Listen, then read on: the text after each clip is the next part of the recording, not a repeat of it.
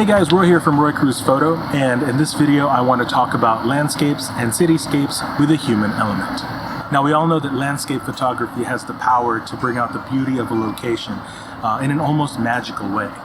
But sometimes it can be challenging to make a unique landscape photo, especially when a location has been photographed 100 or maybe even 1,000 times. Adding a human element can enhance your photos, help set it apart, and can even create a deeper connection with the viewer. So here are a few reasons why you might want to consider adding a human element to your landscape or cityscape photo. Number one, it adds interest. Seeing a human figure in an image or a photo naturally draws in the viewer, and in some cases it can make an ordinary scene extraordinary. Number two, it can also help with composition. The human element can serve as an anchor or a focal point for the image. It can also help balance out a composition or even fill out empty spaces or negative space within the frame.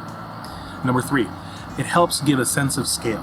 Now, including a human figure in an image instantly helps the viewer to establish that sense of scale and helps them to imagine how big or small a space actually is, which adds to the impact of the image. Number four, it helps to tell a story. Now this can be quite literal. For instance, somebody in a traditional costume or traditional attire, or maybe a uniform.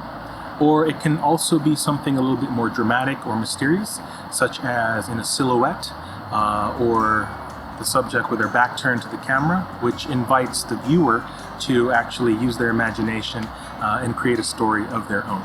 Now, of course, this doesn't work for every single landscape or cityscape photo, and sometimes a pure landscape or cityscape may work better. But be on the lookout for those times when a human element is exactly what you need to complete the image. So here are a few tips for creating your landscape or cityscape with a human element. Number one, use landscape or cityscape rules and techniques. Do your research about the weather, the position of the sun, and the times.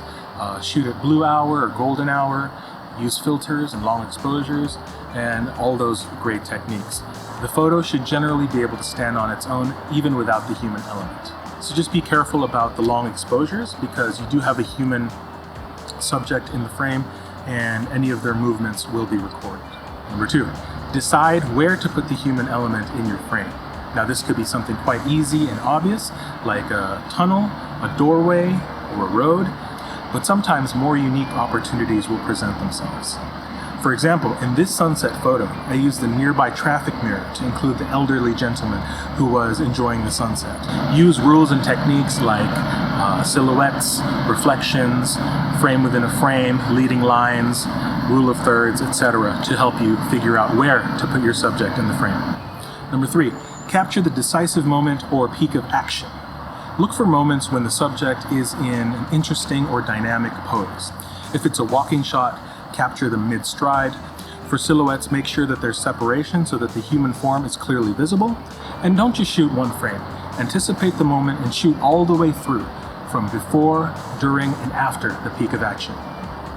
Number four, lens choice. A landscape doesn't always have to be ultra-wide. Telephoto and medium telephoto lenses can be powerful tools in making landscape images as well.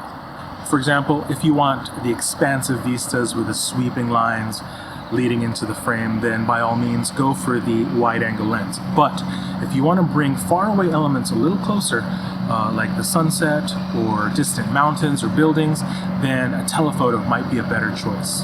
In any case, pick the focal length that'll best apply to your scene. Number five, shoot versions without the human element. You want to give yourself as many options as possible. And just in case you change your mind at a later time and decide that the human element doesn't work for you anymore, then you will have other versions of the photo. You're already set up to shoot, so might as well make the most of it. So that's about it. I hope you find these tips helpful for when you create your own cityscapes or landscapes with a human element. The most important thing is to tell your story and to express your vision about a place and the people moving within it. If you like this video, please do give it a thumbs up, and if you want to see more, please subscribe to the channel. Again, this has been Roy from Roy Cruz Photo. Thanks for watching, and take care.